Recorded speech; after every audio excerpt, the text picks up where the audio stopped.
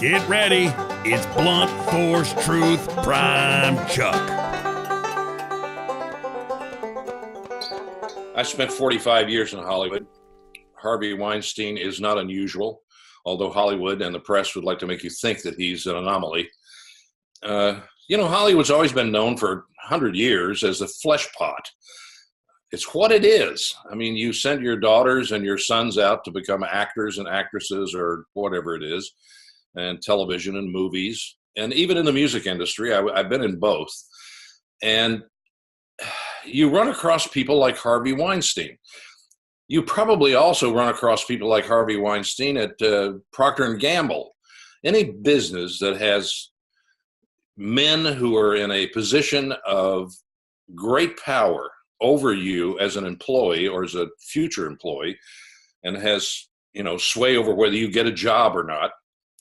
That's a very powerful position. And in the arts, let's just refer to Hollywood as the arts because they think they're artists, and some of them are. It's probably even worse because you deal with children, adolescents, adults, men and women, and then you have gays, you have lesbians, you have heterosexuals. So you got the whole sexual map to deal with too. And a lot of these people who have different sexual proclivities are all in positions of power. Look at the fashion industry. Most of the fashion industry, most men are gay. Not all of them. In my business, it was the one thing that I was told to look out for when out there. So, okay, there are a lot of gay guys out there, and they're all going to hit on you for one reason or another. And guess what? They did. So then it comes down to, how do you handle it as a person? How do you deal with it? Harvey Weinstein was in a position of power because people gave him that power. In other words, you couldn't get the job unless you slept with him or unless you, dealt with his fondling or anything else. Harvey Weinstein's a pig. To say that there are no other pigs in Hollywood, that he's the only guy and he's an anomaly, is ridiculous. He's not. He's just one of those guys. He happened to be in the position of most power. He was getting more Oscars than anybody else, producing greater shows. He was connected. So when you're in a business like the movie business and you're connected, you're not just connected in America, you're connected worldwide. So in these travels, you're going to find him having problems in London, in France, at Cannes, probably during the film festival, anywhere the Weinstein Company did business, or Miramax, or whatever he was part of, you're going to have problems with these women, because that's half of what going on those trips are for. First, you go to do business, and then you go to look for women later, or vice versa. It's just the way the world is. Everybody knows that. I guess the thing that bothers me is that all of a sudden, this is like, oh, we just found out. Well, okay. There's another element to this story that is kind of interesting to me that everybody seems it's a surprise, and that is Harvey Weinstein primarily is a bully. I know of two men that I worked for in Hollywood, one for 12 years, one for just a short period of time, about a year and a half, 2 years, who were bullies. One, I don't want to mention his name. He's dead now. He happened to die a few years ago. But he gave me one of my second break in Hollywood, which was Love Connection. So I dealt with him for almost 12 years. Dealing with bullies in Hollywood is not unusual. I would venture to say that a lot of directors built their careers and their lives on bullying people around, doing things the way they want to do, having a powerful position, using or subjecting actors and actresses, and the excuse that they'll use is, well, I have to do this to get the performance that I want. So the director then becomes the facilitator of the bullying in order to get a performance.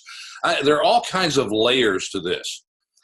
But I guess what I'm really getting at with Harvey Weinstein is that he is just the top of the pyramid. Hollywood is full of bullies and full of predators.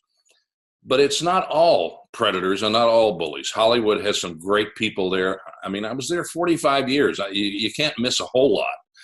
I met some fabulous people in Hollywood, extremely talented. There are talented bullies and there are talented good people. There are talented professionals who want to get the job done, and that's their priority. And then there are guys like Harvey Weinstein. Guys like Harvey Weinstein are not the norm. They're the abnormal, but they become the norm by the amount of power that they wield. He was the most powerful guy in Hollywood. So he's the norm. Another side to this is Harvey Weinstein can ruin everything for all men. We've gotten to the point where microaggressions and everything, you look sideways at a woman and it's a bad thing. You have to be careful about everything you do, what you say to them. Gee, you look nice today.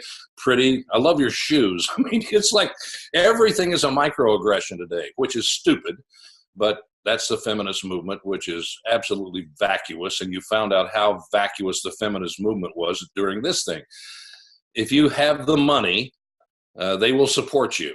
If you don't, they could care less. Look at perfect example with Harvey Weinstein and Hillary Clinton. She immediately made the comparison to Donald Trump. She would never think of making a comparison to Bill Clinton, her husband, who is the same guy, just with a nicer smile and perhaps more appealing to women physically. Harvey Weinstein is a pig and looks like a pig. I look at his wife and I think, what did you see in him? Everybody looks around and goes, well, how about money and power? Okay. So out of this has come a very interesting thing. One is we've really found out something that we've known all along. The feminist movement is a fraud. Democrats who are given money, because Hollywood is a Democrat, I would say, I don't want to say Democrat, it's more of a progressive socialist town. That's nothing new either. That goes back to the 20s. So it's more of a progressive socialist town completely now. And if you have the money, you can buy Hollywood out. And, they have little microaggressions almost in every movie they have against conservatives and against the country. So my conclusion is I'm not surprised. I lived there 45 years. I shouldn't be. You shouldn't be surprised. And Harvey will get what's coming to him. I'm not really sure of that because Hollywood is kind of like Washington. It's the same kind of bubble, the same kind of people, except they're prettier.